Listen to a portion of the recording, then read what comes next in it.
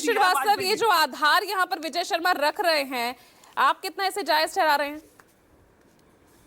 देखिए, विजय शर्मा जी और भारतीय जनता पार्टी को राष्ट्र हित में बहुत से काम करने चाहिए थे, जो इन्होंने नहीं किए, और दूसरों से के ऊपर आरोप लगाते हैं कि ये लोग राष्ट्र हित नहीं सोच रहे। राष्ट्र हित में सबसे पहले फैसला था कि जब आपने सीज फायर घोषित किया तो डेलीगेशन भेजने से पहले आपको होमवर्क करना चाहिए था, और आप होमवर्क में तो नील बटा सन्नाटा रह गए।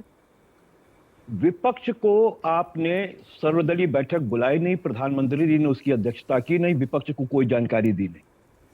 दूसरा माध्यम, और जो सबसे बड़ा माध्यम होता है, वो लोकतंत्र में हमारी संसद होती है। संसद में विशेष सत्र लाया जाना चाहिए था, इतना बड़ा फैसला था। इस डेलीगेशन को भेजने से पहले एक विशेष सत्र आना चाहिए था, पार्टियों की बातें आनी चाहिए। तीसरी बात मैं आपको कह रहा हूं, यह विशेषाधिकार सरकार का है कि वो अगर डेलीगेशन बहुदलीय पार्टी का भेजना चाहती तो वो किसको भेजे। लेकिन बावजूद इसके जब आपने किसी दल से नाम मांगे और उस दल ने अपने नाम दिए, तो फिर आपको अगर करना भी था तो उन नामों के अतिरिक्त आप अन्य नाम भी ले सकते थे, लेकिन आपने वो नहीं किया है।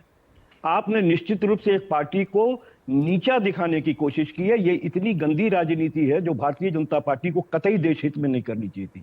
ये 3-4 चीजें हैं। और चौथी चीज, जब आप डेलीगेशन भेज रहे हैं उसमें भारतीय जनता पार्टी के तो सबसे ज्यादा लोग हैं, और भारतीय जनता पार्टी के साथ के जो इनके सहयोगी दल हैं, भले उनके 2-4 सांसद हों, लेकिन वो नेतृत्व कर रहे हैं। और जो देश की तीसरी बड़ी पार्टी है या देश में नेशनल पार्टी है आम आदमी पार्टी, उसके लोग तो कर ही नहीं रहे हैं। लीडरशिप क्या उनके अंदर नहीं है? आपको खुद सोचना चाहिए। जब हम लोकतांत्रिक मूल्यों को स्थापित करते हैं तो डेलीगेशन में भी इसका ध्यान दिया जाना चाहिए।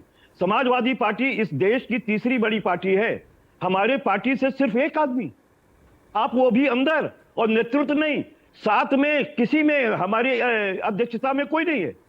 तो ये सोचा जाना चाहिए कि आप किस तरीके से आप अपने विशेषाधिकार का गलत फायदा उठा रहे हो। इस देश के अंदर लोकतंत्र है, और लोकतंत्र में विपक्ष की पार्टियां एक इस लोकतंत्र के मंदिर को चलाती हैं, संचालित करती हैं, नीतियों का निर्धारण करने में सहयोगी बनती हैं, और आप उन्हीं को किनारे लगा रहे हो। ये भी यहां भी आपने हिटलरशाही की है, और अगर आपने हिटलरशाही की है तो दुरुस्त करने की भी जिम्मेदारी आपकी है। मैं तो निश्चित रूप से कहता हूं तो एक तरफ राष्ट्रहित की यहाँ पर बात हो रही है, क्योंकि हमें तो ये मैसेज अंतर्राष्ट्रीय लेवल पर अब रखना है ना।